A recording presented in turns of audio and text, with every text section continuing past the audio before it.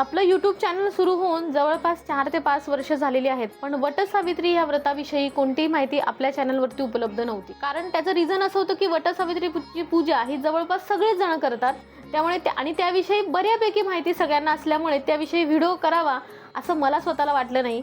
पण गेल्या वर्षी मी स्वतः वडावरती पूजेला गेलेले असताना तिकडे बघितलेला गोंधळ बघितल्यानंतर असं वाटलं की या वर्षीची वटपौर्णिमा येण्याआधी तुम्हाला वटपौर्णिमेची पूजा कशी करावी आणि त्याविषयी कोणती काळजी घ्यावी याविषयी तुम्हाला मार्गदर्शन करणं हे मला अत्यंत गरजेचं वाटलेलं आहे. बघा, लक्षात घ्या, आपण वटसावित्रीची पूजा का करतो तर आपल्या पतीला दीर्घायुष्य लाभावं म्हणून. आता बऱ्याच जणांचं याच्याबद्दल वेगवेगळी मतं असतात की आता कुठे तसं राहिलंय आणि ते सावित्रीनी प्राण परत आणले वगैरे.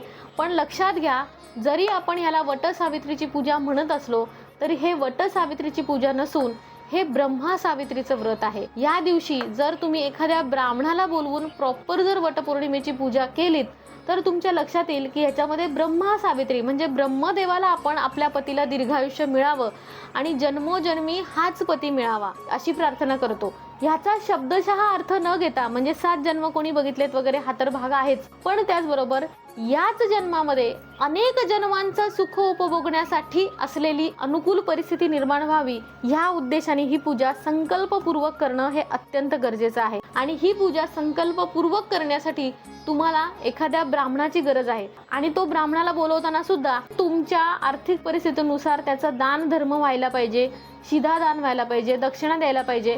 बऱ्याच जण आता सुद्धा जेव्हा वाण देतात म्हणजे जे वाण दिलं जातं स्त्रीला त्याच्यामध्ये 2 रुपये 5 रुपये अशा प्रकारची दक्षिणा ठेवतात.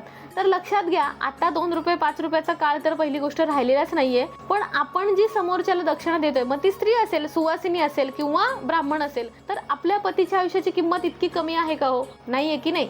त्यामुळे हे करताना आपल्या यथाशक्ती म्हणजे आपण आज मोठ्या कारमध्ये फिरतोय, 4-5-10 लाखाच्या कारमध्ये फिरतोय आणि आपल्या पतीचं दीर्घायुष्य मागण्यासाठी जेव्हा आपण नमस्कार करतोय त्यावेळेस आपण 10-20 रुपये दक्षिणा देतोय, हे कितपत योग्य आहे? लक्षात घ्या, तुमच्या पतीचं आयुष्य हे सगळ्यात महत्त्वाचं आहे.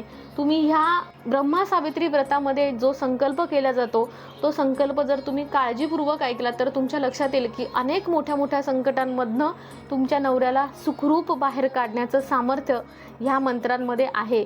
त्याचबरोबर वडाला ज्याप्रमाणे अक्षय आयुष्य मिळालेलं आहे, अनेक वर्ष तो खंबीरपणे उभा असतो, याचप्रमाणे आपल्या घरातला कर्ता पुरुष सुद्धा खंबीरपणे उभा राहावा, त्याला दीर्घायुष्य मिळावं यासाठी ही प्रार्थना असते.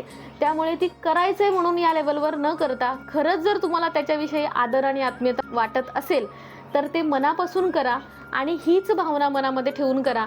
बघा, तुमच्या नवऱ्यावर येणारं अनेक संकट ह्या पूजेमुळे दूर होतात. त्यामुळे यावर्षी वटपौर्णिमेची पूजा करताना या सगळ्या गोष्टींची निश्चित काळजी घ्या.